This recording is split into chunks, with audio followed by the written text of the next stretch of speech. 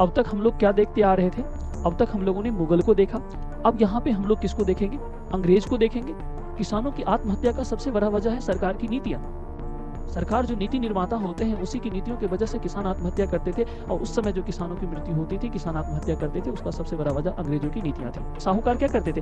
बहुत अधिक कर्ज हो गया तो उससे हल उसका खरीद लिया, कहा कि तुम अपना हल बेच करके हमें पैसा दो, वो हम ही खरीद लेता था और कहा था अब यह हल ले जाओ, हल मेरा है, इसको तुम अपने खेत में ये करना, फिर 200 रुपये उसका भाड़ा देना और हल भी मेरा होगा। गाँव और शहर के बीच आपको जानना हो तो वो गाना काफी खूबसूरत गाना है कि हमरा के ले ले चला गाँवे जबड़िया में, पंखा के हवा से मन भी आता।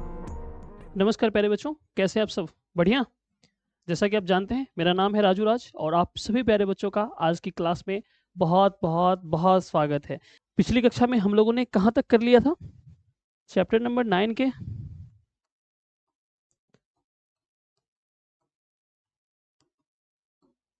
एमसीक्यू और सब्जेक्टिव प्रश्नों को हम लोगों ने कंप्लीट कर लिया है ना। तो आज वारी किसकी है? आज बारी है चैप्टर नंबर 10 की। ठीक है, चैप्टर नंबर 9 तक हम लोगों ने कंप्लीट कर लिया है। ठीक है, चैप्टर नंबर 9 अपना तक क्या? मुगल शासक और इतिवृत्ति। ये 10वां नंबर चैप्टर आपका है उपनिवेशवाद तथा देहात।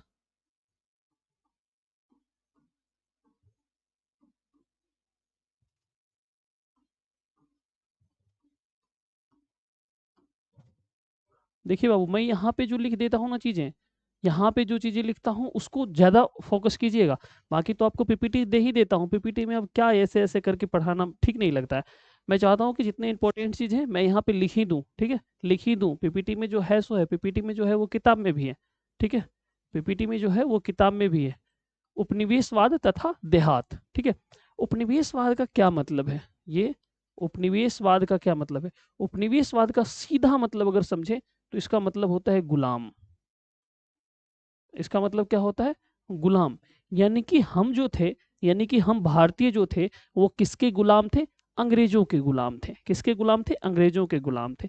यानी कि भारतीय किसके गुलाम थे? अंग्रेजों के गुलाम थे। ठीक है, पहली बात तो ये। हम लोग क्या बोलते हैं? भारत किसका उपनिवेश था? तो ब्रिटेन का उपनिवेश था, यानी कि अंग्रेजों का उपनिवेश था। यानी कि भारतीय लोग किसके उपनिवेश थे? अंग्रेजों के उपनिवेश थे, यानी कि अंग्रेजों के गुलाम थे। इसका सीधा सा मतलब आपको उपनिवेश का समझ में आ गया होगा। ठीक है। देहात, देहात का सीधा मतलब अब गांव से ले। अब तक हम लोग क्या देखते आ रहे थे? अब तक हम लोगों ने मुगल को देखा। अब यहाँ पे हम लोग किसको देखेंगे? अंग्रेज को देखेंगे, और अंग्रेजों के गुलामी को। और वो गुलामी कहाँ? गांव में। वो गुलामी गांव में। अब गांव में ही बताइए कि गांव में कौन रहते हैं? आप बताइए गांव में कौन रहते हैं?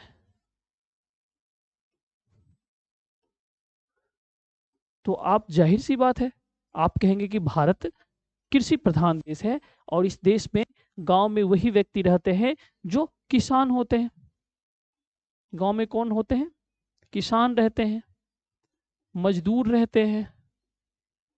ठीक है, आदि एक्सेट्रा। ठीक है, तो किसान मजदूर रहते हैं। तो किसानों के साथ इन लोगों ने क्या किया? किसानों के लिए अंग्रेजों ने किस तरह की नीति अपनाई, कैसी नीतियां लाई, किसानों पे किस तरीके के जुल्म ढाए। ठीक है, किसानों की अलग अलग नीतियों को थोपा गया, उनके खेतों को किस तरीके से टैक्स लेते थे। ठीक है, ये तमाम चीजें इस चैप्टर में हमें देखना है। ठीक है, इस चैप्टर में यही तमाम चीजें हमें क्या करना है? देखना है। तो आइए इस चैप्टर की विधिवत हम लोग शुरुआत करते हैं। इसमें से मेनली अपना फोकस कहाँ पे रहेगा? किसानों पे रहेगा और उपनिवेशवाद यानी कि अंग्रेजों की नीतियों पे रहेगा। ठीक है, अंग्रेजों की नीतियों पे रहेगा।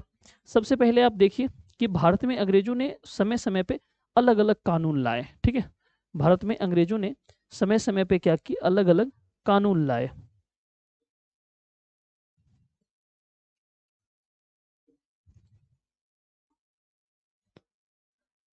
अलग अलग समय पे क्या हुआ?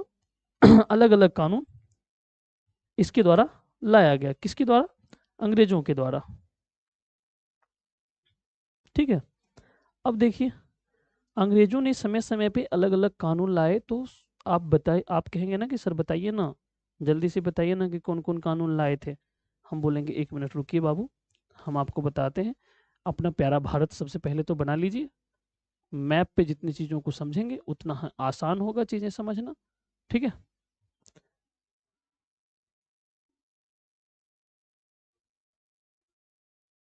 मैप पे जितनी ज़्यादा चीज़ों को समझेंगे उतना ही चीज़ें आपके लिए आसान होती चली जाएंगी।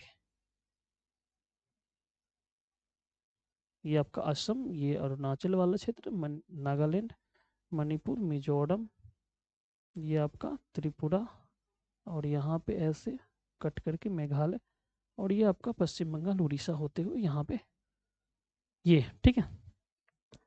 अब अंग्रेजों ने, आप जैसा कि जानते हैं, प्लासी के युद्ध के बाद, किस युद्ध के बाद, प्लासी के युद्ध के बाद, एक थोड़ी सी भूमिका देख लेते हैं। एक इससे पहले पीछे हम एक थोड़ी सी भूमिका देख लेते हैं। हाँ, यहाँ पे एक भूमिका देख लेते हैं हम थोड़ी सी, कि प्लासी के युद्ध के बाद,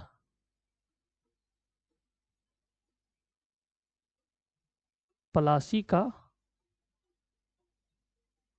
युद्ध 1757 में होता है, ठीक है।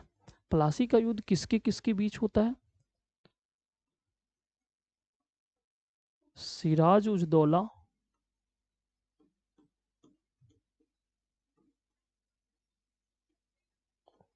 और दूसरी तरफ कौन होता है? दूसरी तरफ अंग्रेज,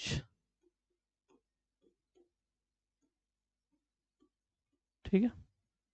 इन दोनों के बीच ये युद्ध होता है, ठीक है। इन दोनों के बीच ये युद्ध होता है, सिराज उज दौला और अंग्रेजों के बीच प्लासी का युद्ध होता है। और इस युद्ध में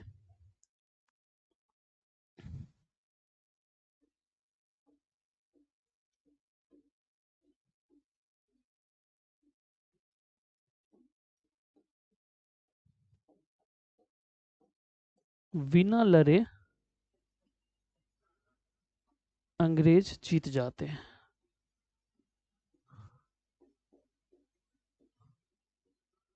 अब आप कहेंगे ये क्या बात हुई सर? अब आप कहेंगे कि ये क्या बात हुई सर, कि इस युद्ध में बिना लड़े अंग्रेज जीत जाते हैं?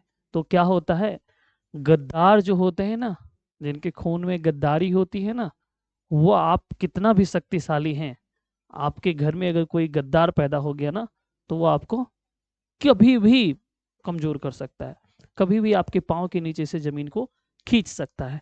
ठीक यही हुआ सिराज दौला के साथ, ठीक है। ठीक यही हुआ सिराज दौला के साथ। सिराज दौला उसी सांप को दूध पिला रहे थे जो सांप कभी उन्हें डसने वाला था, ठीक है, जो सांप कभी उन्हें डसने वाला था। यानी कि सिराज दौला का जो सेनापति था, सिराज दौला का जो प्रधान सेनापति था मीर जाफर, वो क्या किया, अंग्रेजों से मिल गया। अंग्रेजों से मिल गया और कहा कि हे, अपने मतलब सम्राट से कहा कि हे बंगाल के नवाब, आप, ये बंगाल के नवाब थे सिराजुद्दौला, कि हे बंगाल के नवाब, आप क्यों अंग्रेजों से युद्ध करने जाएंगे? युद्ध भूमि में तो हम अकेले देख लेंगे इन अंग्रेजों को, इन अंग्रेजों के पास है ही क्या? और जाहिर सी बात है, इसके पास बहुत अधिक सेना थी, इसके पास बहुत कम सेना थी।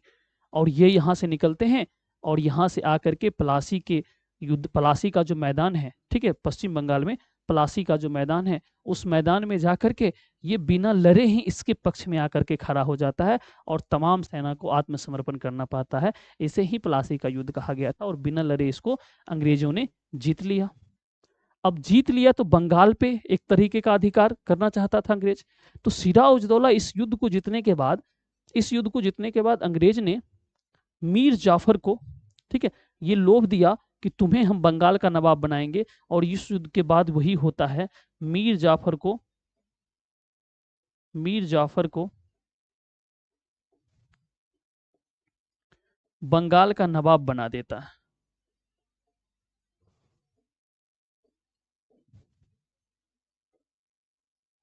बंगाल का नवाब बना देता है। और ये बंगाल का नवाब बनाता है और मीर जाफर को कठपुतली बना करके रखता है। लेकिन मीर जाफर भी उस तरीके से नहीं चल पाए। तो मीर जाफर कुछ बातों को लेकर के अंग्रेजों से मतभेद होता है। तो फिर इसके बाद इसके दामाद मीर कासिम को, मीर कासिम को बंगाल का नवाब बनाते हैं। और मीर कासिम तो अंग्रेज का सुनने को तैयार ही नहीं था। अंग्रेजों ने सोचा इसे बना करके, इसे कठपुतली बना करके अपने इशारों पे नचाएंगे।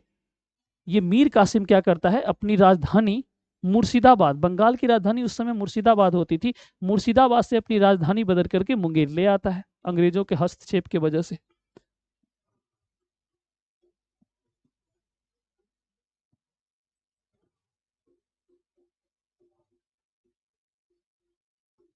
मुर्शिदाबाद से मुंगेर अपनी राजधानी ले आता है कौन?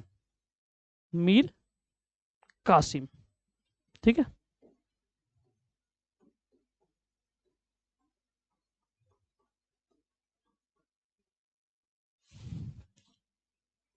मीर कासिम ये राजधानी बदल लेता है।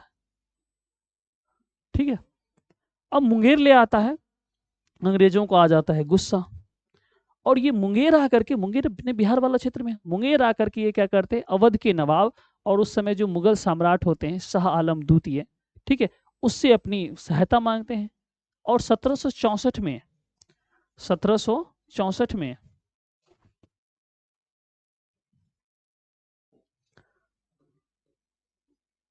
1764 में बक्सर का युद्ध होता है।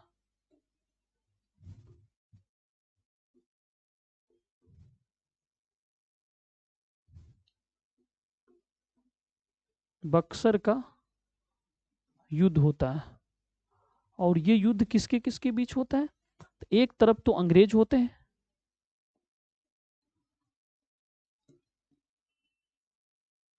और दूसरी तरफ कौन होते हैं? दूसरी तरफ बंगाल के नवाब। बंगाल के नवाब कौन? मीर कासिम। बंगाल के नवाब।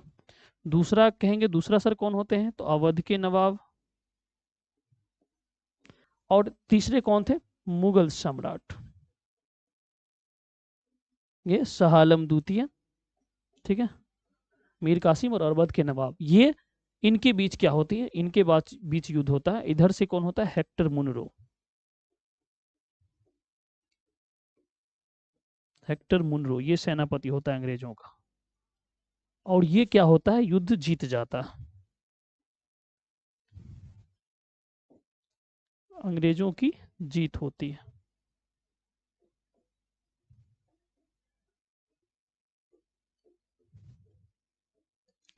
और अंग्रेजों की जीत होती है, और इस तरीके से इलाहाबाद की संधि होती है। दो इलाहाबाद की संधि होती है, 1765 में इलाहाबाद की दो संधि होती है। उसी संधि के तहत क्या होता है, अंग्रेज जो मुगल सम्राट होते हैं उससे, और जो बंगाल के नवाब होते हैं उससे, बंगाल पे अपना कब्जा अंग्रेज पूरी तरीके से कर लेता है। इसीलिए ये बताएं कि इन्हीं दोनों युद्ध के बाद, यानी कि खास करके इस युद्ध के बाद, ये तय हो जाता है कि अब भारत पे शासन कौन करेगा? अंग्रेज करेगा। ये बातें अब तय हो गई कि भारत पे अब शासन कौन करेगा? अंग्रेज करेगा, बक्सर के युद्ध के बाद। ठीक है, अंग्रेजों की यहाँ पे जीत होती है। अब यहाँ पे जब शासन ये लोग करने ही लगा, तो वहाँ अपने लिए नीति भी बनाएगा, अलग अलग तरह की नीतियां बनाएगा। खास करके ग्रामीण क्षेत्रों में कृषि बहुत अच्छी हो रही थी, वहीं से वो पैसे की उगाही ज्यादा करना चाहेगा, तो ग्रामीण क्षेत्रों के लिए और अलग अलग क्षेत्रों के लिए अलग अलग नियम बनाए। तो अब चलिए कौन से नियम कहाँ बनाए, ये अपना रहा, ये रहा अपना प्यारा भारत। अब देखिए 1793 में ये जो बंगाल वाला एरिया है, ये जो बंगाल का एरिया है,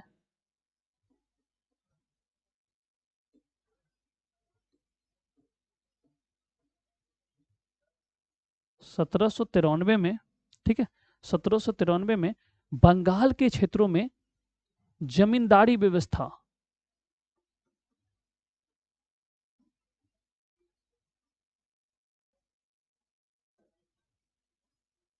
इसी को इस्तमरारी व्यवस्था,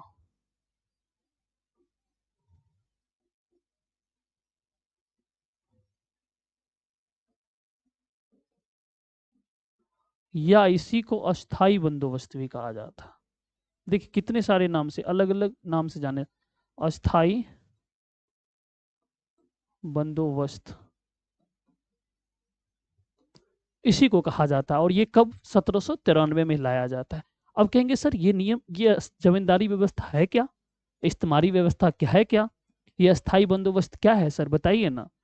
हम कहेंगे बताते हैं बाबू, बताते हैं कि क्या है। ठीक है, ये क्या होता है, इसके तहत क्या होता था, भूमि का जो मालिक होता था,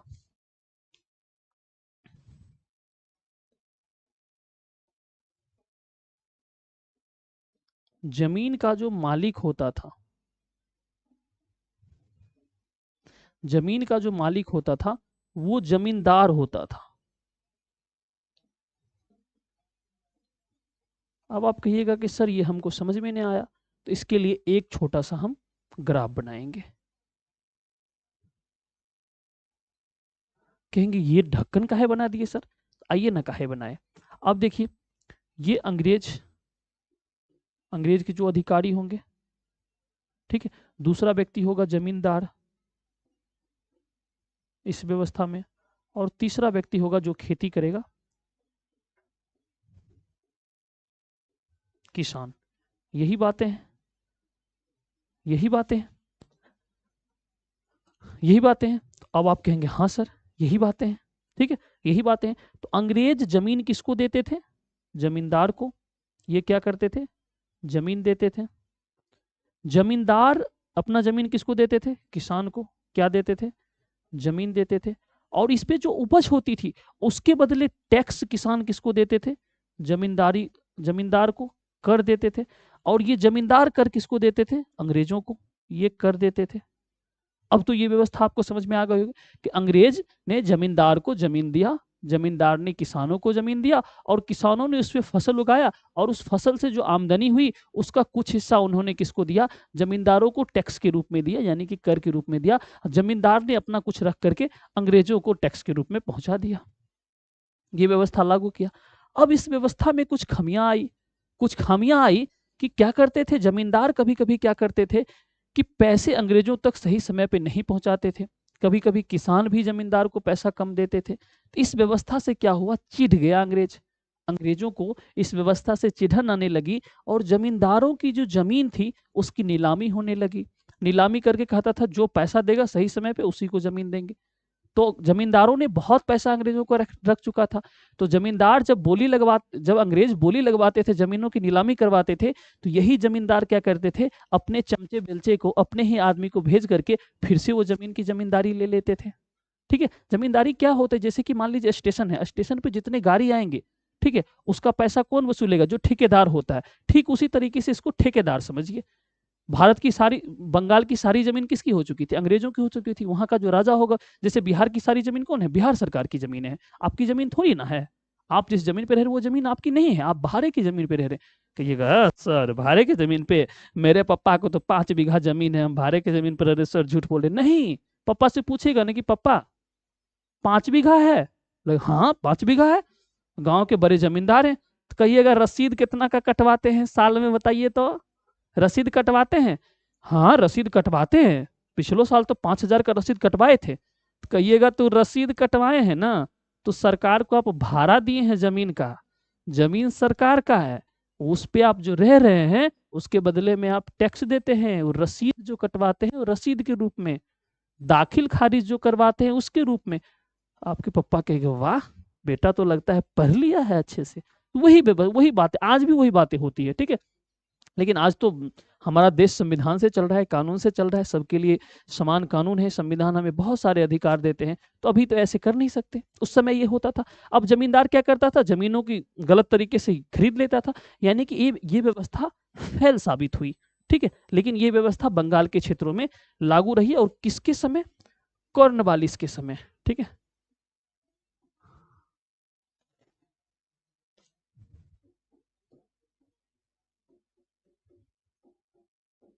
ये लॉर्ड कॉर्नवालिस के समय।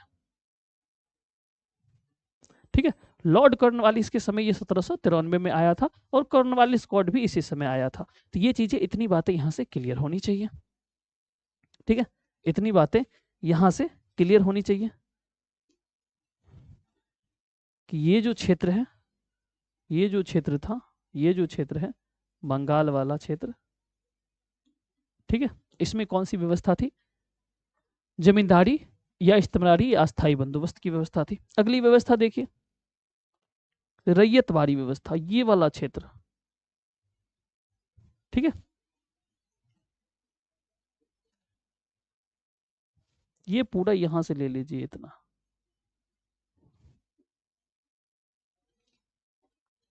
यानी कि दक्षिण भारत के क्षेत्रों में आप देखेंगे, तो मैं आपको यहाँ पे छोड़िए ना, एक कलर करके ही बता, ये वाला जो क्षेत्र देख रहे हैं आप, सबसे बड़े भूभाग पे यही लागू था।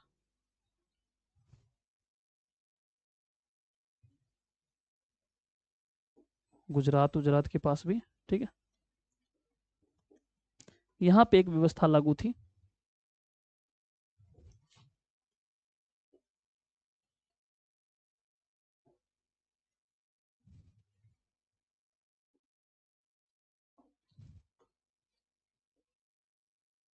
चलिए, यहाँ पे एक व्यवस्था थी, रैयतवाड़ी व्यवस्था।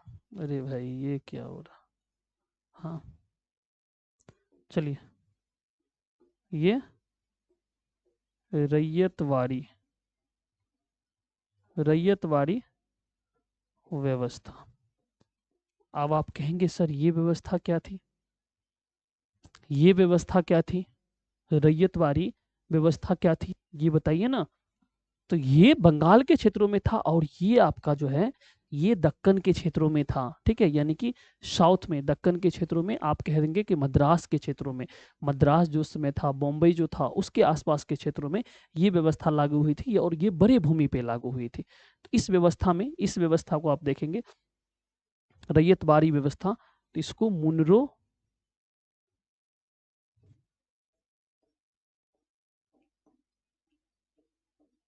मुनरो एवं रीड के द्वारा ये व्यवस्था लाई गई थी। किसके द्वारा, मुनरो एवं रीड के द्वारा ये व्यवस्था लाई गई थी, ठीक है। अब कहेंगे कि सर इस व्यवस्था में बताइए ना कि रैयतवाड़ी व्यवस्था क्यों लाया। इस व्यवस्था में क्या था, जमीन का मालिक कौन होता था, जमींदार। अंग्रेज जमींदार को देते थे, जमींदार किसान को, किसान फिर कर जमींदार को, इसमें बुचोलिया था कौन, जमींदार। अब रैयत मतलब ही होता है किसान, ठीक है, रैयत का मतलब क्या होता है, रैयत मतलब होता है किसान, रैयत का मतलब ही होता है किसान। रैयत का मतलब क्या होता है रे बाबू, किसान होता है। तो यहाँ रैयतवाड़ी व्यवस्था, यानी कि इसमें दो ही लोग होंगे, एक होंगे अंग्रेज और दूसरे आपके होंगे किसान।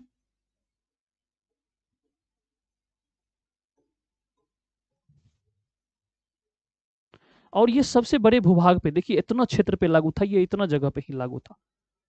अब क्या होगा, ये किसान जो है,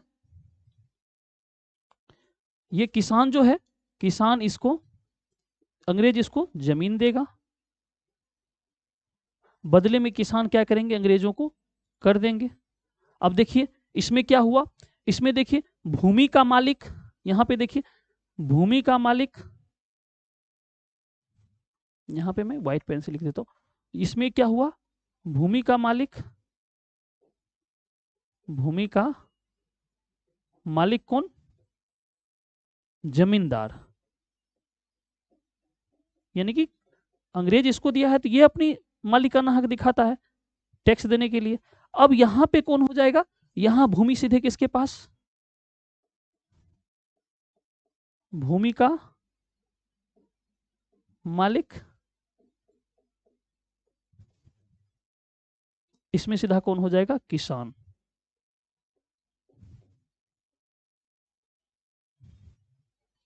ये वाला चीज आपको पता होना चाहिए। मुनरो और रीड के द्वारा अंग्रेज इसमें क्या होते थे, अंग्रेज और किसान के बीच सीधा संबंध था। यहाँ पे अंग्रेज की किसान के बीच में कौन था, जमींदार था। ये व्यवस्था, इसीलिए ये क्या करते थे, कुछ पैसे रख लेते थे। अब यहाँ पे सीधा डील कौन करेगा, अंग्रेज और किसान। तो अंग्रेज यानी कि अंग्रेज के अधिकारी और किसान दोनों डील करेंगे। अंग्रेजों को सीधे, किसानों को सीधे खेत दी जाएगी, और उस खेत में जो फसल होगा वो उगा करके किसान के जो अधिकारी आएंगे वसूलने के लिए, उसको उस समय टैक्स दे देना है। ये व्यवस्था, दूसरी व्यवस्था ये थी। एक तीसरी व्यवस्था थी, एक तीसरी व्यवस्था थी, ये व्यवस्था इस क्षेत्र में लागू थी।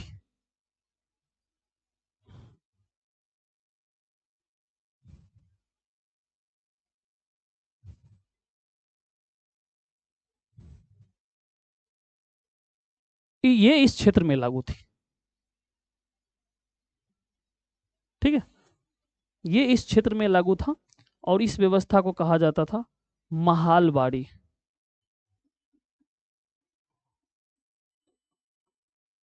महालवाड़ी व्यवस्था, ठीक है। ये कौन सी व्यवस्था थी, महालवाड़ी व्यवस्था थी। अब कहेंगे कि सर 2 व्यवस्था तो बता दिए, ये तीसरका वाला व्यवस्था तो बड़ी गजबे है, ये तो बड़ी गजबे है। ठीक है, इसको भी कलर ही कर लीजिए ना। ये तीसरा वाला महालवाड़ी तो बताइए ना इसमें क्या। तो आपको बताए जमींदारी व्यवस्था में मालिक जमींदार था। तो महाल मतलब क्या होता है? महाल आप सुनते होंगे, अगर आप दादा से पूछिएगा कि दादा महाल क्या होता था, तो पहले जमाना में महाल गांव को कहा जाता था। महाल किसको कहा जाता था? गांव के। एक देवी का गाना सुने हैं, हमरा के ले ले चला गाँवे जवरिया में, सुने हैं? हम ना रहब सैया दिल्ली सहरिया में, हमरा के ले ले चला गाँव में जवरिया में, पंखा के हवा से मन उबाता। ठीक है, तो ये गाना सुनिएगा कभी, देवी का एक गाना है बहुत ही खूबसूरत। गांव और शहर के बीच अगर आपको डिफरेंट पता करना हो, गांव और शहर के बीच आपको जानना हो, तो वो गाना काफी खूबसूरत गाना है कि हमरा के ले ले चला गाँव में जवरिया में, पंखा के हवा से मन उबियाता। ठीक है ना, इस तरह के गाना है कि शहर में पंखा के हवा से मेरा मन उबियाता, और गांव में जो पूर्वा पछिया हवा चलता है वो हवा का आनंद। तो इस तरीके से उसकी उसमें अपना वक्तव्य रख बताती हैं देवी, अपना एक्सपीरियंस बताती हैं गांव और शहर की उस गाने के माध्यम से। तो बहुत शानदार गाना था। अस्थाई बंदोबस्त। ठीक है, अब देखिए, महाल का मतलब ही होता है गांव। महाल का मतलब क्या होता है बाबू? महाल का मतलब ही होता है गांव। और इसके जो प्रणेता थे, इसको कौन लागू करवाए थे? तो हॉल्ट मैकेंजी।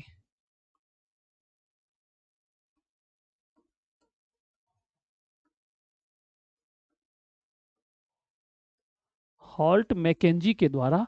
और इसमें क्या होता था?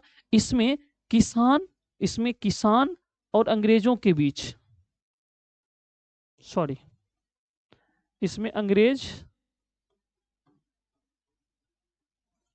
सॉरी, अंग्रेज और महाल, महाल यानी कि गांव, एक गांव के बीच सीधा संबंध था। यानी कि अंग्रेज क्या करते थे, जमीन जो है जमीन जो है अंग्रेज सीधे क्या करते थे, एक गांव को दे देते थे, और पूरा गांव वाले, पूरे गांव के किसान मिलकर के खेती करते थे, और क्या करते थे, एक साथ गांव से ये कर लेते थे, और जमीन भी गांव को ही देते थे। इस तरीके से, ठीक है, अंग्रेज जो थे ये एक महाल यानी कि एक गांव को क्या करते थे, जमीन दे देते थे, एक गांव को जमीन दे देते थे, और उस गांव से क्या करते थे, सीधा सीधा ये कर वसूल लेते थे। इस तरीके से ये तीसरी व्यवस्था थी। इसमें अंग्रेज मालिक, इसमें देखिए कौन मालिक, गांव मालिक हुआ जमीनों का, इसमें किसान जमीनों का मालिक, इसमें जमींदार जमीनों का मालिक।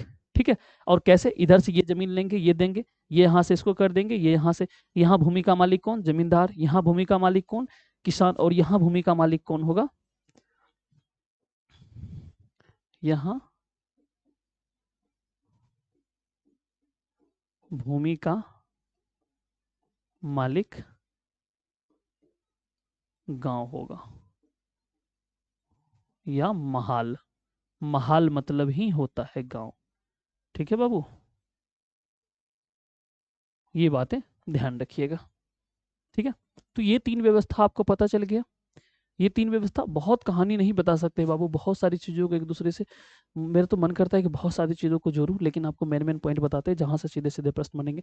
तो आपसे अस्थाई बंदोबस्त के बारे में पूछे तो आप कहिएगा ये बंदोबस्त 1793 में लॉर्ड कॉर्नवालिस के समय लाया गया था। इसे जमींदारी व्यवस्था, इस्तेमारी अस्थाई बंदोबस्त कहते हैं। ठीक है, इसमें किसान क्या, इसमें क्या होते हैं, जमींदार किसानों के मालिक होते हैं। अंग्रेजों के द्वारा जमींदार को हस्तांतरित की जाती है भूमि, उसके बाद वो किसानों को हस्तांतरित करते हैं, फिर किसान उस पर उपज करके क्या करते हैं कि जमींदारों को अपना कर देते हैं, जमींदार फिर क्या करते हैं, अंग्रेजों तक अपना कर पहुंचाते थे। तो ये वाला स्ट्रक्चर लिखते समय बीच में ये स्ट्रक्चर बना दीजिएगा, ये जमींदार अंग्रेज जमींदार किसान सब्जेक्टिव में ये बना दीजिएगा ना, वो खुश हो जाएगा कि वाह कितना खतरनाक लिखा है। तो जहां 3 नंबर आपके मिलने वाले होंगे वहां 5 नंबर मिल जाएंगे। ठीक है, ये वाला स्ट्रक्चर, ये वाला स्ट्रक्चर एकदम ध्यान रखिएगा, ये दोनों स्ट्रक्चर, ये वाला स्ट्रक्चर, ये कोशिश कीजिएगा कि वहां पे सीधे बना दें हम।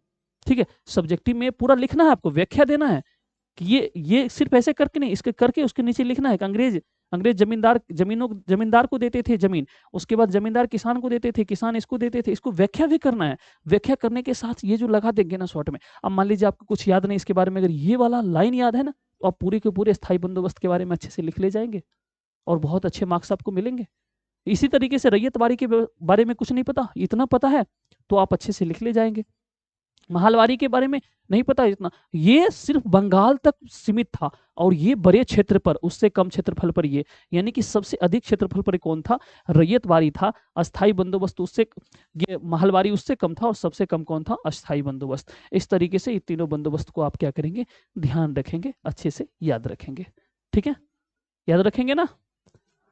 अब चलिए, अब मान लीजिए किसानों के लिए हो गया, जनजाति के लिए, ठीक है, जनजाति के लिए थोड़ा सा देख लेते हैं। जनजातियों के लिए क्या था मामला भाई। अब देखिए क्या था, जंगलों को अंग्रेज क्या होते थे, एक सर्वेक्षक आए थे फ्रांसीसी बुकानन, अंग्रेजी सर्वेक्षक थे।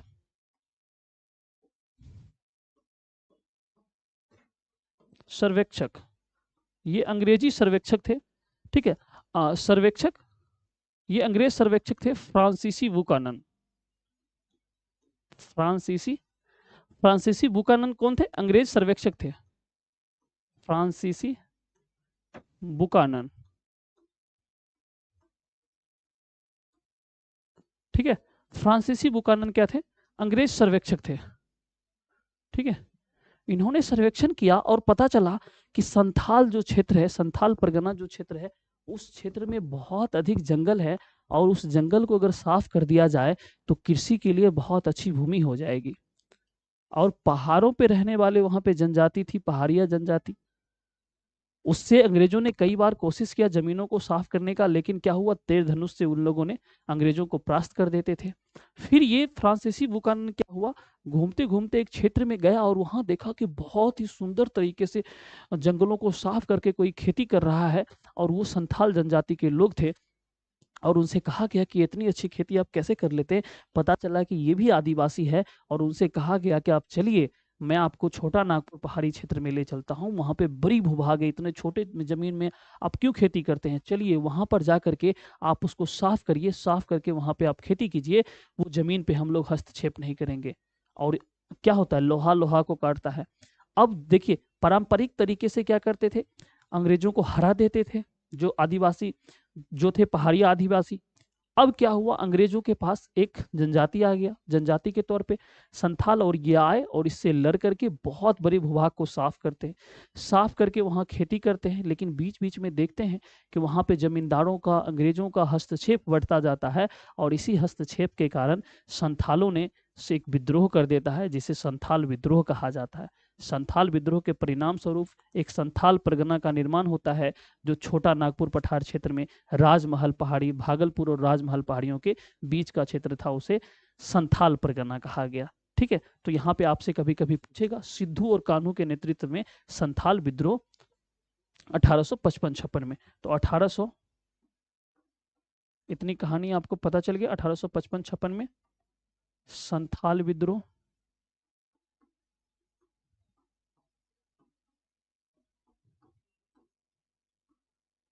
किसके द्वारा, सिद्धू और कान्हू के द्वारा। ठीक है, सिद्धू, कान्हू, चांद भैरव, चांद भैरव, ये सब भाई थे। ठीक है, इनके द्वारा, सिद्धू कान्हू भी रहे, चांद भैरव, चारों नाम रहे तो चारों मारिएगा, नहीं तो सिद्धू कान्हू तो आपको देखने को मिलेगा। ये संथाल विद्रोह हुआ था। ठीक है, और संथाल विद्रोह के परिणाम स्वरूप, इसके परिणाम स्वरूप अंग्रेजों ने, इसके परिणाम स्वरूप अंग्रेजों ने संथाल परगना का निर्माण किया।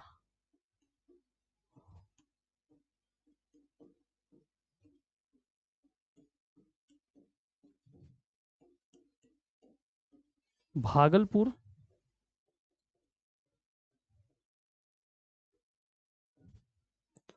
और राजमहल पहाड़ियों के बीच।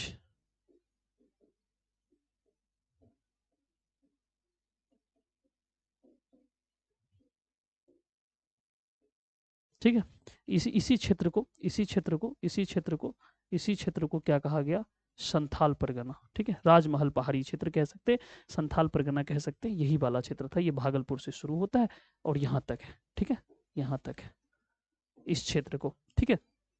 तो ध्यान रखिएगा, संथाल विद्रोह भी इसी का एक पार्ट है। उसके बाद क्या होता है, मद्रास के क्षेत्रों में, ठीक है, या बंबई के क्षेत्रों में क्या होता है, पूना के एक गांव में दक्कन दंगा होता है। दक्कन के क्षेत्रों में उसको दक्कन दंगा का नाम दिया जाता है, जो एक गांव से शुरू होता है, एक छोटे से गांव से शुरू होकर के धीरे धीरे धीरे धीरे पूरे दक्कन के क्षेत्रों में फैल जाता है। और वो दक्कन दंगा क्यों होता है, बेसिकली दक्कन दंगा इसीलिए होता है कि वहां पे क्या होता है, जो साहूकार होते हैं, साहूकार मतलब सूदखोर, जो आजकल सूद गांव में देते हैं ना, उस तरीके के सूदखोर होते थे, वो किसानों पे काफी अत्याचार करते। अगर 2000 आपने दिया है, जोड़ करके 4000 रुपया भी ले लेते थे, बदले में पैसा भी, और कहते थे तुम पे कर्ज भी है। इस तरीके से उनका हल खरीद लेते थे, फिर हल खरीद करके उसी को भाड़े पे देते थे, ठीक है, हल खरीद लेते थे। साहूकार क्या करते थे, बहुत अधिक कर्ज हो गया तो उससे हल उसका खरीद लिया, कहा कि तुम अपना हल बेच करके हमें पैसा दो, वो हम ही खरीद लेंगे, खरीद लेता था और कहता अब ये हल ले जाओ, हल मेरा है, इसको तुम अपने खेत में ये करना, फिर 200 रुपये उसका भाड़ा देना और हल भी मेरा होगा। इस तरीके से अंग्रेजों के साथ काफी किसानों के साथ काफी बर्बरता कर रहे थे कौन, साहूकार। ये अंग्रेज नहीं थे, यहाँ पे साहूकार कर रहे थे। उसी साहूकार के खिलाफ उससे कौन मिले हुए थे, अंग्रेज मिले हुए थे। तो उसी साहूकार के खिलाफ दक्कन में एक दंगा होता है जिसे कहा गया दक्कन दंगा।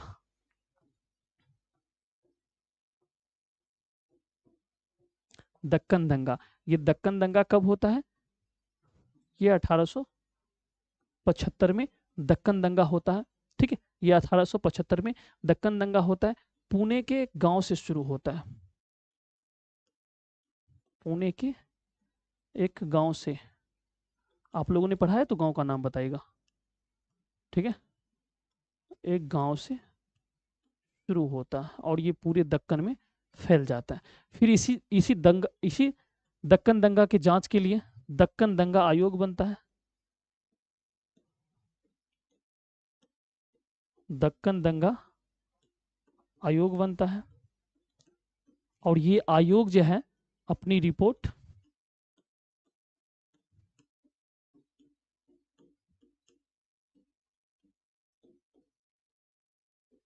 1878 में 1878 में पार्लियामेंट यानी कि संसद में पेश करता है।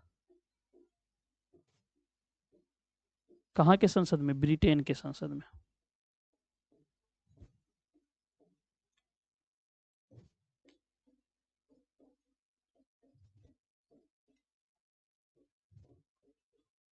ठीक है, अब भारत में क्या होता था, भारत के किसानों को उस समय ब्रिटेन में क्या होता था, अमेरिका में शीत युद्ध होने के कारण ब्रिटेन में कपास की आपूर्ति बहुत कम हो रही थी।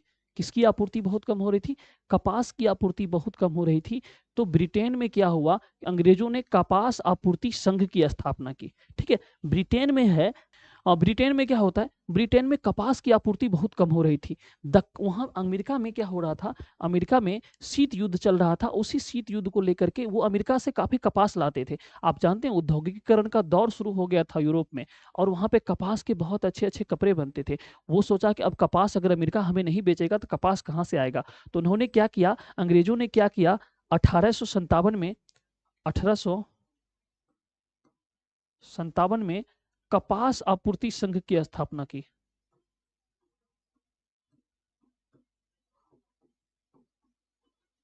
कपास आपूर्ति संघ की स्थापना की। और ये जो संघ था, ये भारत में आकर के भारत के जो जमींदार थे उसे पहले ही पैसा दे देता था, और वो किसानों से कहता था कि तुम जाओ 10 एकड़ पे खेती करो कपास का और लो पहले ही 50,000 रुपया। अब किसानों को एक खुशी की आस जगी कि अच्छा मुझे पहले 50,000 मिल जाएगा तो मैं अपना कर्ज भी तोड़ लूंगा, मुझे खेती करने के लिए कर्ज भी नहीं होगा, और हम क्या करेंगे, कपास की खेती करके कपास बेच देंगे, फिर वो पैसा कट जाएगा, फिर जो पैसा बचेगा हम रख लेंगे। इस तरीके से कुछ दिनों तक किसानों की स्थिति बहुत अच्छी रही, किसानों की स्थिति अच्छी होने लगी, बेटियों की शादी अच्छे से होने लगी, कर्ज उतर गए। लेकिन एक समय ऐसा आया कि अमेरिका में जैसे ही शीत युद्ध समाप्त होता है तो अमेरिका से वो फिर कपास लेने लगा, क्योंकि अमेरिका और ब्रिटेन काफी नजदीक है, सिर्फ अटलांटिक महासागर का ये फेरा है, और भारत से ले जाने में उसे काफी खर्च लगता था। अब भारत में क्या हुआ, किसानों को खरीदना कम कर दिया, किसान जो 500 रुपये में बेचता था, उसे 5 रुपये में खरीदने के लिए कोई तैयार नहीं है। अब किसानों की स्थिति फिर से दयनीय है।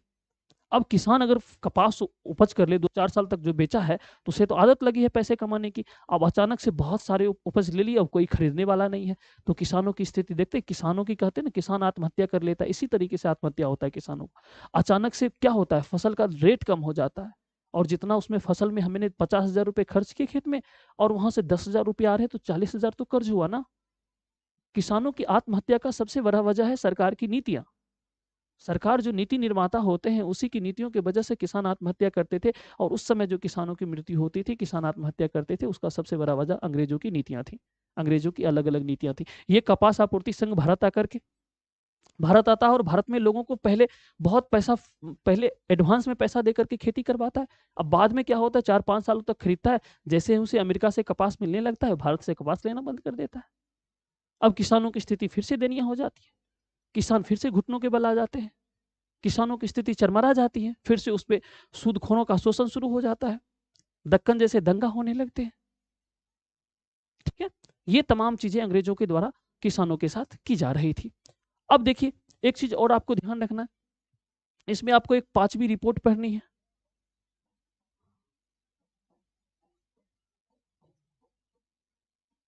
5वीं रिपोर्ट, ये 1813 में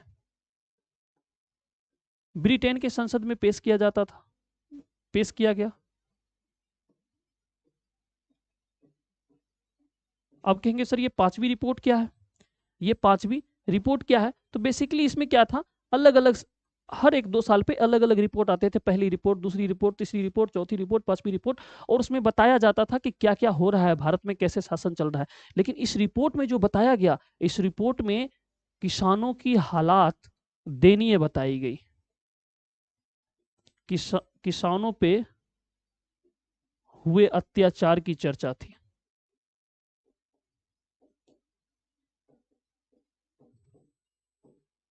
लंबा चौड़ा रिपोर्ट था, और इसमें तमाम वो बातें लिखी हुई थी जो किसानों के साथ इस समय भारत में हो रहा था। ये रिपोर्ट जब वहां पे पेश किया गया ब्रिटेन के संसद में, तो लोग दंग रह गए। लोगों ने कहा ये क्या हो रहा है, तो कुछ व्यापारियों ने कहा कि हाँ हमारा शासन है, जो मर्जी होगा करेगा, हम तो गुलाम थे उसके। लेकिन इस पर लंबी चर्चा हुई, तो इसीलिए 5वीं रिपोर्ट जो है, 5वीं रिपोर्ट में कई सौ पेज थे। ठीक है, यहाँ पे सिर्फ इतना ध्यान रखिए, कभी पूछ दे कि 5वीं रिपोर्ट क्या था, तो आप कहिएगा कि 5वीं रिपोर्ट 1813 में जो ब्रिटेन के संसद में पेश किया गया था, उसमें बेसिकली भारत में जो हुए अत्याचार, ठीक है, किसानों पे हुए, सॉरी हाँ, किसानों पे हुए अत्याचार का जिक्र किया गया था। कि किसका जिक्र था, किसानों पे हुए अत्याचार का जिक्र उसमें किया गया था, किसमें, 5वीं रिपोर्ट में। ठीक है, 5वीं रिपोर्ट में ये लगभग, पता है आपको, लगभग ये 1000 पन्नों से अधिक का था शायद, जहां तक मुझे याद आ रहा है कि लगभग 1000 प्लस पन्नों का था। इसमें 800 से अधिक, 800 पन्नों में, 800 प्लस पन्नों में किसानों की बात थी।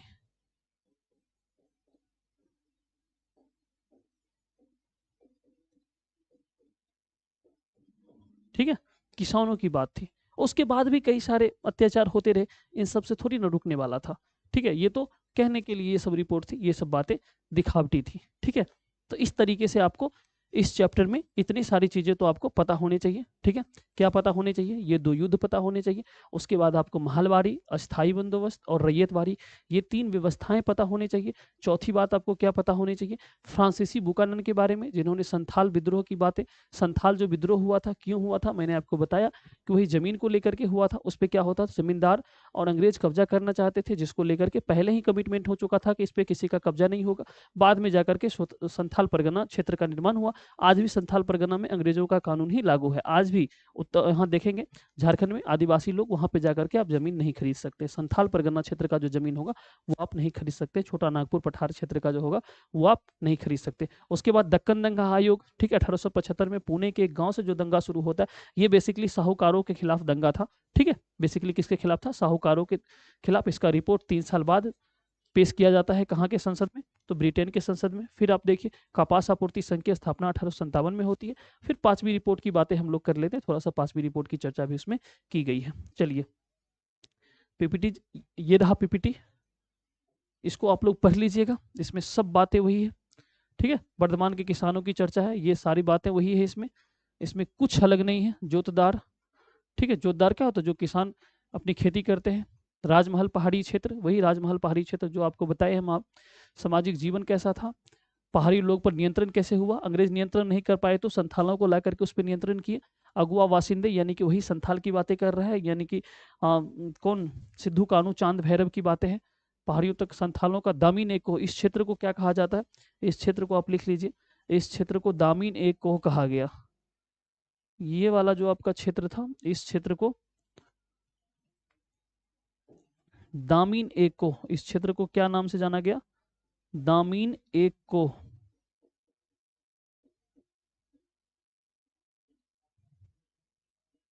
दामीन कोह के नाम से जाना जाता, ठीक है।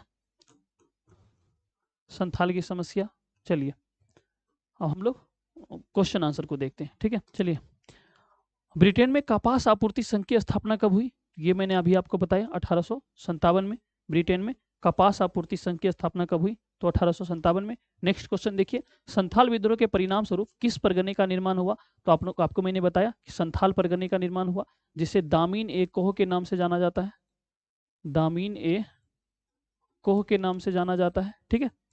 नेक्स्ट देखिए, पुणे के एक गांव से क्या हुआ था, दक्कन दंगा आयोग शुरू हुआ, दक्कन दंगा शुरू होता। दक्कन दंगा आयोग का रिपोर्ट संसद में कब पेश किया गया, तो उसके 3 साल बाद 1878 में दक्कन दंगा आयोग का रिपोर्ट संसद में पेश किया गया था। कब पेश किया गया था, 1878 में, सॉरी 1878 में, राइट, 1875 में होता। रेगुलेटिंग एक्ट कब पारित किया, ये 1773 का रेगुलेटिंग एक्ट है, 1773 का रेगुलेटिंग है। जब मैं आपको संविधान निर्माण पढ़ाऊंगा तो रेगुलेटिंग एक्ट की मैं वहां पे चर्चा करूंगा, ठीक है। संविधान निर्माण जो लास्ट चैप्टर है उसमें रेगुलेटिंग एक्ट की चर्चा करेंगे। पांचवी रिपोर्ट ब्रिटेन के संसद में कब पेश किया गया, तो ये पांचवी रिपोर्ट जी थी, ये ब्रिटेन के संसद में 1813 में पेश किया गया। कब पेश किया गया, 1813 में। ये कितने पन्नों का था, 1000 प्लस पन्नों का था। इसमें से जो 800 पेज थे, 800 जो पेज था, 800 जो पेज था, इस पेज में बेसिकली किसकी चर्चा थी, किसानों की चर्चा थी। किसकी चर्चा थी, किसानों की चर्चा थी, ठीक है। तो इतनी बातें आप कम से कम ध्यान रखिएगा, ठीक है। भारत आने वाले प्रथम यूरोपीय कौन थे, पुर्तगाली, ब्रिटिश, डच, डेनिश। देखिए भारत आने वाले, आप ध्यान रखिएगा, पुर्तगाली पहले थे,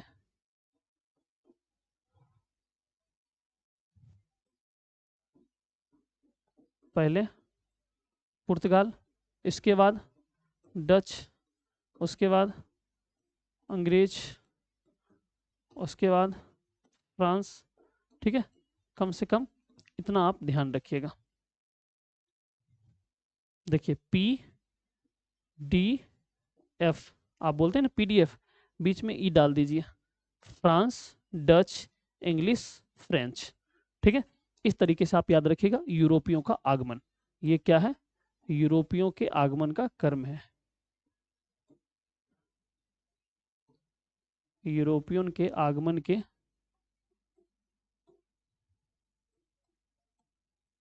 ये क्रम है, ठीक है बाबू। यूरोपियन के आगमन का ये क्रम है, पुर्तगाल, डच, अंग्रेज और फ्रांस। तो राइट आंसर अपना क्या हो जाएगा, राइट आंसर अपना क्या हो जाएगा, क्या प्रथम, तो प्रथम तो पुर्तगाल, राइट आंसर ए। नेक्स्ट चलिए, भारत आने वाला प्रथम पुर्तगाली कौन था, तो वास्को डी गामा, ठीक है। कौन था, वास्को डी गामा। और कब आए थे ये, 1498 में, 1498 में। ये 20 मई का शायद डेट था, एक बार डेट आप लोग कंफर्म कर लीजिएगा, शायद 20 मई का डेट था, 20 मई 1498 को वास्को डी गामा भारत आया। किस रिपोर्ट का संबंध भारत में ईस्ट इंडिया कंपनी के क्रियाकलापों से था, तो वही पांचवी रिपोर्ट था भाई, इसी की चर्चा इस चैप्टर में हम लोगों ने किया है, पांचवी रिपोर्ट, ठीक है। ये 1813 में वहां के संसद में पेश किया गया था। किस युद्ध में विजय के पश्चात ईस्ट इंडिया कंपनी ने बंगाल, बिहार एवं उड़ीसा की दीवानी प्राप्त कर लिया था, देखिए ये बक्सर के युद्ध, ठीक है। कब, 1764, बक्सर के युद्ध के बाद बिहार, बंगाल तथा उड़ीसा की दीवानी प्राप्त कर लिया था। ये मैं आपको बताया था। इसके बाद इलाहाबाद की संधि हुई थी,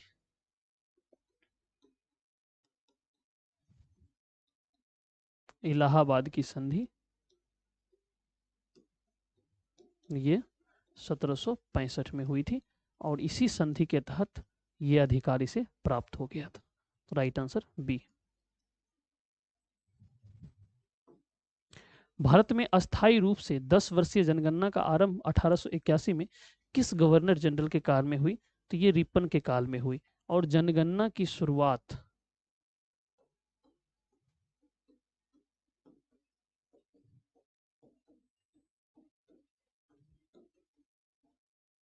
1872 में लॉर्ड मेयो के समय हुआ।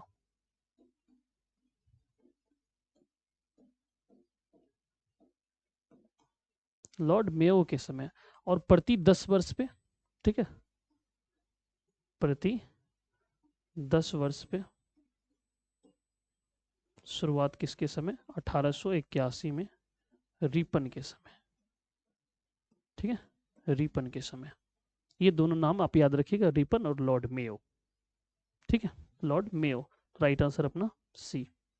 ये 10 वर्ष पे, जैसे कि 81 में हुआ, सॉरी ये क्या भाई,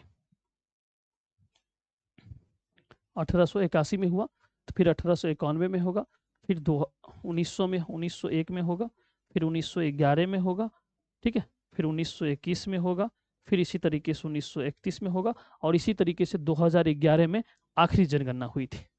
2011 में आखिरी जनगणना हुई थी, और इसके बाद 2021 में जनगणना होनी थी, लेकिन इस समय आप पता है आपको 2019 से 20 तक कोविड का दौर था, ये जनगणना नहीं हुई थी। अब ये जनगणना 2026 में प्रस्तावित है, 2025 से शुरू होगी और इसका रिपोर्ट 2026 तक आएगा। तो राइट आंसर अपना सी। चलिए, किस सरकारी रिपोर्ट में भारतीय कृषक जनजातियों की स्थिति का पता चलता है? भारत की कृषक जनजाति की स्थिति का पता चलता है, तो बुकानन की रिपोर्ट, सीधी सी बात है, ठीक है, बुकानन की रिपोर्ट, इसी से पता चला था, ठीक है, इसी से पता चला था कि भारत में जो कृषक जनजाति हैं, वही बताया था कि संथाल को बुलाओ यहाँ, और वो क्या करेगा, इसको साफ कर देगा, सभी मत कर दीजिएगा। दक्कन दंगा क्या था? सूदखोरों से। पांचवी रिपोर्ट क्या था? स्थिति दयनीय थी, ठीक है। तो यहाँ जनजाति शब्द आ गया है, तो इसीलिए राइट आंसर ए होगा। भारत में अंग्रेज द्वारा उपनिवेश की स्थापना का मुख्य उद्देश्य क्या था? देखिए, इसका मुख्य उद्देश्य था भारत से कच्चा माल प्राप्त करना, जैसे कि रेशम वगैरह तो ले ही जाता था। भारत का विकास करना। काहे का विकास भाई? भारत का विकास वो काहे का करेगा? इसके द्वारा निर्मित वस्तुओं का भारत में बेचना। हाँ, ये निर्मित जो वस्तु भारत को अपना बाजार समझता था। भारत में शिक्षा का विस्तार। काहे का शिक्षा का विस्तार भाई? शिक्षा का विस्तार वो काहे का करेगा? तो 1 और 3, ठीक है, इसका उद्देश्य था। 1 और 3 कहीं पे है, 1 और 3, 1 और 3 कहीं पे है? 1 2 3 सही है? नहीं, 1 2 3 नहीं सही है, 2 तो बिल्कुल गलत है, तो ये गलत हो जाएगा।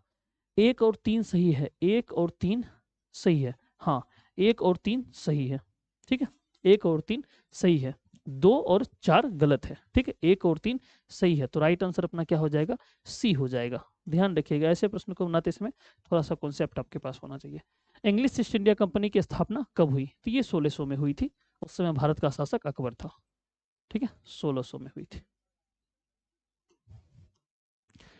किसको बंगाल और बिहार में अस्थायी बंदोबस्त शुरू करने का श्रेय दिया जाता है? जस्ट बताए थे, 1793, Lord Cornwallis, Lord Cornwallis 1793, Lord Cornwallis. फ्रांसीसी बुकानन कौन था? फ्रांसीसी बुकानन क्या था? सर्वेक्षक था, इसकी चर्चा हम लोग कर चुके हैं।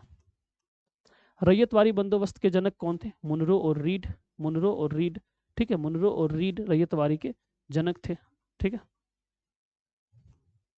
कौन सा जोड़ा सही सुमलिखित है? ठीक है, अब देखिए, अस्थाई बंदोबस्त कहाँ हुआ था?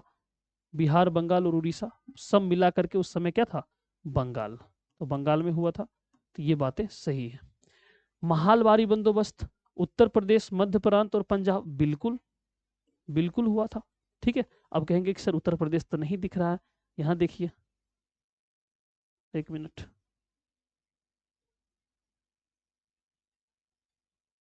देखिए ये वाला क्षेत्र है ना, यहाँ उत्तर प्रदेश का भाग है थोड़ा सा, ठीक है।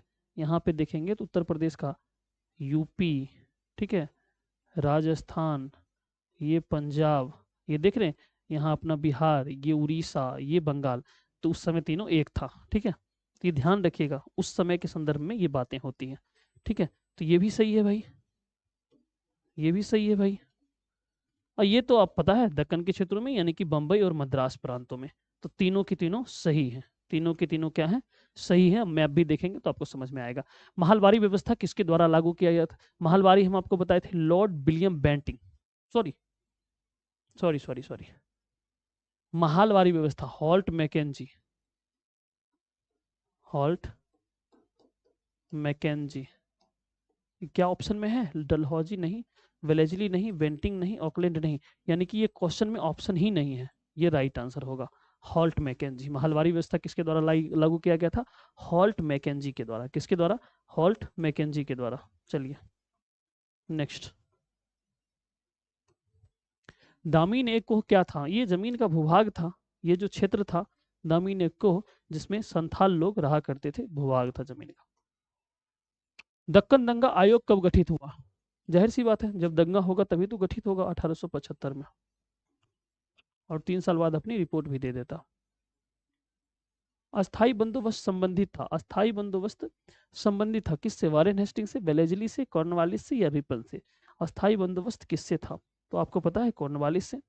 ये कब? 1793 है। इसी को इस्तमरारी, आप बोल दे इस्तमरारी बंदोबस्त तो वही आप बोलेंगे, ठीक है।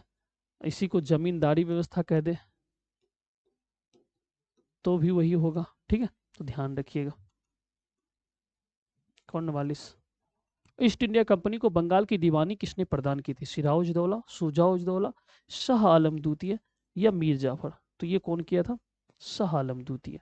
कौन किया था? शाह आलम द्वितीय, ठीक है, शाह आलम द्वितीय। ये मुगल सम्राट था और इसी से इलाहाबाद की संधि हुई थी। फ्रांसीसी बुकानन ने विवरणों से किस जनजाति के बारे में पता चलता है? फ्रांसीसी बुकानन के से किसकी? संथाल की बात पता चलता है। संथाल के बारे में वही बताए थे, तब जा करके संथालों क्या हुआ था, संथालों को बुला करके वहां पे, संथालों को बुला करके वहां पे क्या करवाया गया था? जंगलों को साफ करवाया गया था। फ्रांसीसी बुकानन के विवरण की तुलना इतिहास के किस स्कूल से की गई है? हाँ, फ्रांसीसी बुकानन के विवरण की तुलना इतिहास के किस स्कूल से की गई है? तो एनाल्स से, सर्वनाल्ट से, मार्क्सवादी से, साम्राज्यवादी से। देखिए बुकानन की विवरण की तुलना, अब बुकानन क्या किया था, एक क्षेत्र में देखा इतना कृषि है और इसी कृषि को बढ़ाने के लिए ये क्षेत्र चुना, कहा कि इतना हो रहा है, चलो यहाँ इसको साफ करो, इतना पे कृषि होगा, ठीक है। इस तरीके से इसकी सोच क्या थी? विस्तारवादी सोच थी, विस्तारवादी सोच थी, यानी कि साम्राज्यवादी सोच थी, ठीक है। विस्तारवादी किसको कहते हैं? साम्राज्य को बड़ा करना, यानी कि साम्राज्यवादी सोच थी। अंग्रेज जितने होंगे सब उसकी सोच ही साम्राज्यवादी होगी, ठीक है। सभी अंग्रेजों की सोच क्या होगी? साम्राज्यवादी होगी, ठीक है। राइट आंसर अपना डी। राइट आंसर अपना क्या हो जाएगा? डी हो जाएगा रे बाबू। राइट आंसर अपना क्या हो जाएगा? डी हो जाएगा। महलवारी व्यवस्था, महलवारी बंदोबस्त, महलवारी बंदोबस्त किसके द्वारा लागू किया गया? महलवारी बंदोबस्त की बात चल रही है, ये किसके द्वारा लागू किया गया था? महलवारी बंदोबस्त। तो मैंने आपको बताया था ना, ये किनके द्वारा, महलवारी बंदोबस्त किसके द्वारा लागू किया गया था? Lord Holt Mackenzie, sorry.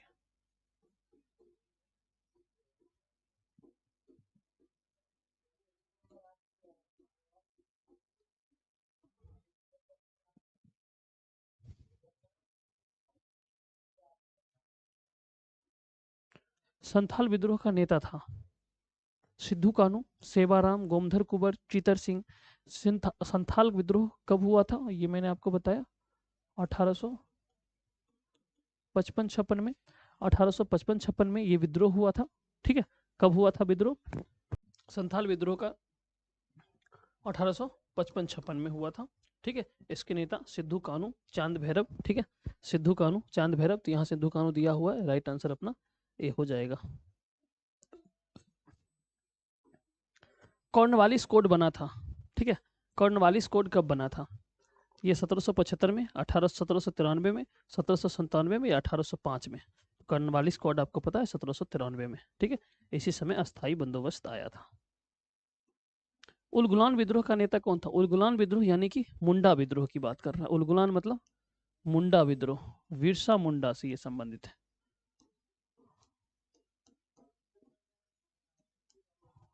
ठीक है। ये आपका किससे संबंधित हो जाएगा? बिरसा मुंडा से। Birsa Munda, right answer D, Birsa Munda. निम्न में से कौन सा जोड़ा सही है? ठीक है, ये देखिए, भील विद्रोह की बात कर रहा है, अहोम विद्रोह की बात कर रहा है, और देखिए मुंडा विद्रोह आप लोग जानते हैं, बिरसा मुंडा कम से कम ये तो जानते हैं। भील विद्रोह की बात करेंगे तो सेवाराम, ठीक है, और ये अहोम विद्रोह की बात करेंगे गोमधर कुंवर, ठीक है। ये राजस्थान के क्षेत्रों में, ये असम के क्षेत्रों में, ये झारखंड में, ठीक है। तो इस तरीके से ये तीनों के तीनों ऑप्शन सही है, ये तीनों के तीनों ऑप्शन सही है। भारत में पहली बार डाक टिकट किस गवर्नर जनरल के द्वारा जारी किया गया था? वो 1853 के आसपास डलहौजी के समय जारी किया गया था। किसके समय जारी किया गया था? जो डलहौजी के समय, इसी के समय रेल की भी शुरुआत हुई थी। जिस समय रेल की शुरुआत हुई थी उसी के आसपास डाक सेवा की भी शुरुआत हुई थी, ठीक है। डाक टिकट किस गवर्नर जनरल? तो लॉर्ड डलहौजी के, उप याद रखेंगे किसको? Lord Dalhousie, right answer D. Ryotwari व्यवस्था सर्वप्रथम कहाँ लागू किया गया था? कोलकाता में, बंबई में, मद्रास में? तो ये मद्रास में लागू किया गया था। कहाँ बाबू? मद्रास में, फिर फैला करके बंबई तक पहुंच गया था ये, राइट आंसर सी, मद्रास में। संथाल विद्रोह कब आरंभ हुआ? 1855, 1860, 1865, 1885? संथाल विद्रोह 1855-56, ठीक है, 1855-56, राइट आंसर ए। चलिए, ये सारे महत्वपूर्ण आपके एमसीक्यूज थे, ठीक है, हमने एमसीक्यूज को कर लिया है। अब हम लोग क्या करेंगे, इसके सब्जेक्टिव प्रश्नों को देख लेंगे, जल्दी जल्दी से देख लेंगे, ठीक है। रैयतवाड़ी भू राजस्व व्यवस्था की विशेषताओं पर प्रकाश डालिए, ठीक है। तो ये आपको डालना है, ये देख लीजिए, रैयतवाड़ी मैंने आपको बता दिया, वो ग्राफ देखिएगा आप। अस्थाई बंदोबस्त की बातें कर रहा है, पांचवी रिपोर्ट की बात कर रहा है, पांचवी रिपोर्ट किसानों की स्थिति को लेकर के 1000 पन्नों, देखिए लिखा हुआ 1002 पृष्ठ, यानी 1000 प्लस हम आपको बताए थे ना, जिसमें से 800 पे किसकी चर्चा थी? किसानों की चर्चा थी। फिर देखिए, भारत में यूरोपीय उपनिवेश की स्थापना का क्या कारण था? यही कारण था कि भाई मुगल कमजोर पड़ते चले गए, मुगल का कोई ऐसा शासक नहीं था, और उस पर ये अपना स्थापत्य जमाए। संथालों ने ब्रिटेन शासक के विरुद्ध विद्रोह क्यों किया था? क्योंकि उससे कमिटमेंट किया गया था कि भाई ये जमीन आप ही का रहेगा, लेकिन उसमें बाद पे कब्जा करने की कोशिश की गई, तो इसीलिए वो लोग भड़क गए 1855-56 में। महालवारी बंदोबस्त से आप क्या समझते हैं? महालवारी बंदोबस्त उत्तर प्रदेश, मध्य प्रांत, लॉर्ड बेलेजली द्वारा व्यवस्था को लागू नहीं, लॉर्ड बेलेजली द्वारा नहीं, ये गलत है, ठीक है, ये गलत लिखा हुआ है, लॉर्ड बेलेजली नहीं होगा, लॉर्ड हॉर्ट मैकेंजी होगा, ठीक है, ध्यान रखिएगा, कुछ कुछ चीजें इसमें गलत भी लिखी हुई है। भारत में कृषि का वाणिज्यीकरण से आप क्या समझते हैं? कृषि की वाणिज्यीकरण से, वाणिज्यीकरण क्या मतलब? व्यवसायीकरण। वाणिज्यीकरण मतलब व्यवसायीकरण। हम लोग क्या करते हैं, कुछ कृषि हम लोग इसलिए भी करते हैं कि हम लोग को खाना पीना है, कुछ कृषि इसीलिए करते हैं कि उसको बेचना है। अब मान लीजिए खैनी का उत्पादन, तंबाकू का उत्पादन किस लिए लोग करता है? वाणिज्यिक खेती होता है। खैनी कोई कितना खा सकता है? 1 केजी 2 केजी, तो वो क्या हो? वाणिज्यिक खेती हुआ। गन्ने की खेती, गन्ने कितने खा सकते हैं? 2 4 10। गन्ने की खेती क्या होता है? बेचने के लिए, यानी कि वाणिज्यिक खेती होता है, व्यवसायीकरण होता है उसका, ठीक है। इसी तरीके से जो वाणिज्यिक खेती होती है, जैसे रेशम, रेशम लेकर घर में रख के क्या कीजिएगा? हाँ, चावल, गेहूं, दाल, ये सब होता है, ये सब खाने के लिए भी होता है और बेचने के लिए भी होता है। लेकिन कुछ लोग, कुछ फसल ऐसे होते हैं जो वाणिज्यिक ही होते हैं, ठीक है, जैसे कि कपास हो गया आपका। धन निष्कासन के सिद्धांत पर प्रकाश डालिए, ठीक है, ये दादा भाई नरोजी का था। और अस्थाई बंदोबस्त व्यवस्था से आप क्या समझते हैं? इसके लाभ और हानि पर चर्चा करें। अस्थाई बंदोबस्त, सारी की सारी बात वही है, ठीक है, लिख दीजिएगा अस्थाई बंदोबस्त के बारे में। उपनिवेशवाद का प्रभाव, यानी कि ग्रामीण क्षेत्रों पे कैसा प्रभाव पड़ा, ये पूरे के पूरे चैप्टर हम लोग उसी पे डिस्कशन किए। 18वीं शताब्दी के अंत तक जोतदारों का उदय। जोतदार क्या होता था? बेसिकली क्या होता, मान लीजिए जिसके पास कम खेत हैं, 2 4, एक छोटा भूभाग है, उसको जोतदार कहा जाता था, ठीक है। जो छोटा खेतों का मालिक होता था, उस पे उसी पे वो करके खुश रहता था। इस तरीके से जोतदारों का उदय होता था, वो किसानों पर निर्भर होते थे, ठीक है। तो इस तरीके से आपका चैप्टर नंबर 10 समाप्त हुआ, ठीक है। इस तरीके से आपका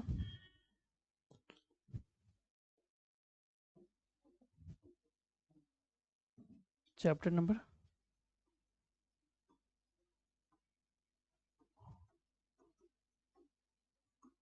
चैप्टर नंबर 10 कंप्लीट हुआ, ठीक है। ये चैप्टर नंबर 10 क्या हुआ? कंप्लीट हुआ आपका। अब 4 चैप्टर, 5 चैप्टर बचे हैं, ठीक है। अब चैप्टर नंबर 15 तक हमें जाने हैं, ठीक है। चैप्टर नंबर 15 तक जाने हैं। हम लोगों ने पिछली ही कक्षा में मध्यकालीन इतिहास को समाप्त कर लिया है। पिछले ही कक्षा में हम लोगों ने क्या किया था? मध्यकालीन इतिहास को आप जानते हैं, 3 आपके बुक है, प्राचीन इतिहास,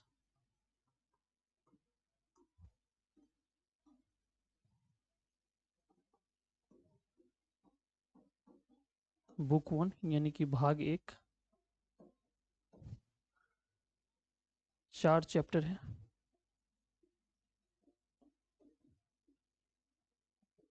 और चैप्टर दूसरा आपका है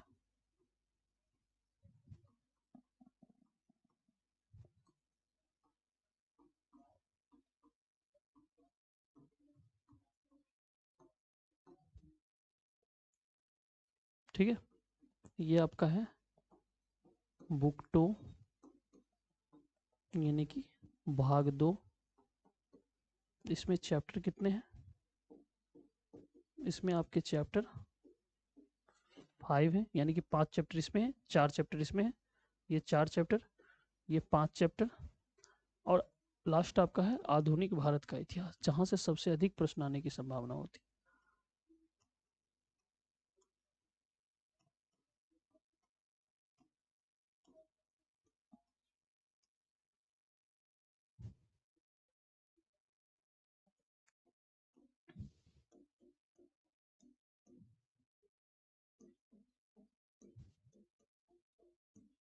भाग 3, इसमें चैप्टर पढ़ने हैं